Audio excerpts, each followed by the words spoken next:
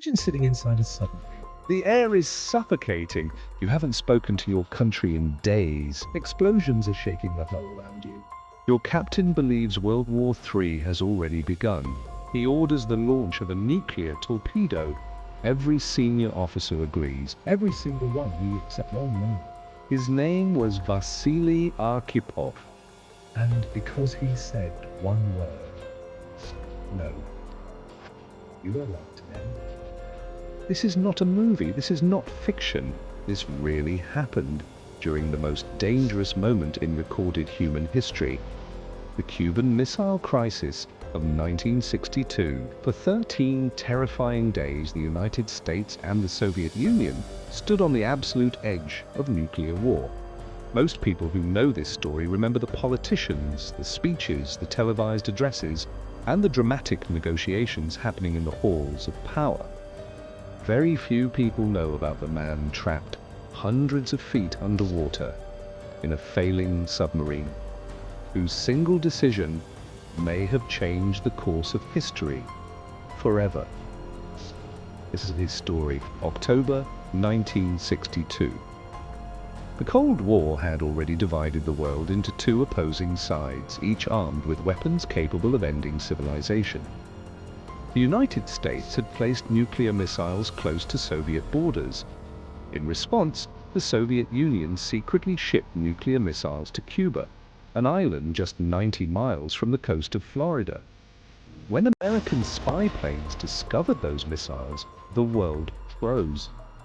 President John F. Kennedy ordered a naval blockade around Cuba, cutting off Soviet supply ships from reaching the island. Both superpowers began preparing for war. Military commanders were placed on high alert. Long-range bombers were fueled and ready on runways. Nuclear missiles were armed and waiting for orders. One miscalculation, one misread signal, one wrong decision could have ended civilization as we know it. Yet, as dangerous as the situation was above the ocean, the greatest threat was not visible from the surface. It was moving silently beneath it. Deep underwater, 4 Soviet submarines were making their way toward Cuba. One of them was designated Bravo 59. What the United States Navy did not know was that this submarine was carrying a nuclear torpedo, not a conventional weapon. A nuclear torpedo carrying destructive power comparable to the atomic bomb that had been dropped on Hiroshima in 1945. Inside the submarine, conditions had become almost unbearable. Temperatures inside the vessel exceeded 45 degrees Celsius, which is 113 degrees Fahrenheit. Carbon dioxide levels were rising dangerously. Fresh air was nearly gone. The crew had been submerged for so long that they had lost all communication with Moscow. They had absolutely no idea what was happening in the world above them. Then American destroyers located the submarine. To force it to surface, the Americans dropped small practice depth charges into the water around it. These explosives were intended only as warning signals, a standard naval procedure to communicate that the submarine should rise to the surface. But the Soviet crew had no knowledge of this protocol. Inside Bravo 59, the sounds of those explosions were indistinguishable from a real attack. To the exhausted, overheated, oxygen-deprived men inside that vessel, it sounded exactly as though war had already begun. The captain of Bravo 59 became convinced that World War III had started. He made the decision to prepare the nuclear torpedo for launch.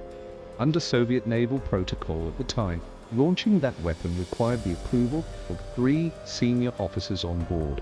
The captain gave his approval. The political officer gave his approval. Only one officer refused, Vasili Arkhipov. Arkhipov stood firm. He argued that they had no verified proof that war had actually begun. They had heard explosions, yes, but they had received no confirmed orders from Moscow. They had no communication confirming that hostilities had started. He insisted that before any irreversible action was taken, they should surface the submarine and attempt to make contact. What followed was a heated and intense argument inside a vessel that was overheating running out of oxygen and surrounded by what the crew believed to be enemy warships. The stress was overwhelming. The exhaustion was total. Every instinct in that environment was pushing toward action, toward retaliation, toward launching. And yet, Arkhipov held his position. He did not waver. He did not back down. Finally, the captain accepted Arkhipov's judgment. The submarine surfaced. Instead of firing a nuclear weapon into the middle of the United States naval fleet, Bravo 59 rose to the surface and eventually sailed away. One decision, one conversation between exhausted men in an overheated metal vessel. Potentially millions of lives saved in a single moment. Historians who have studied this event in detail believe that if the nuclear torpedo had been fired, the consequences would have been catastrophic and almost certainly irreversible. The American fleet surrounding the submarine would have responded with overwhelming military force. Neither side would have immediately understood that the attack had come from a single submarine acting without direct orders from Moscow. Each government would have interpreted the strike as a deliberate act of war authorized at the highest levels. The conflict would almost certainly have escalated rapidly into a full nuclear exchange between the United States and the Soviet Union. Hundreds of cities across both continents and beyond could have become targets within hours.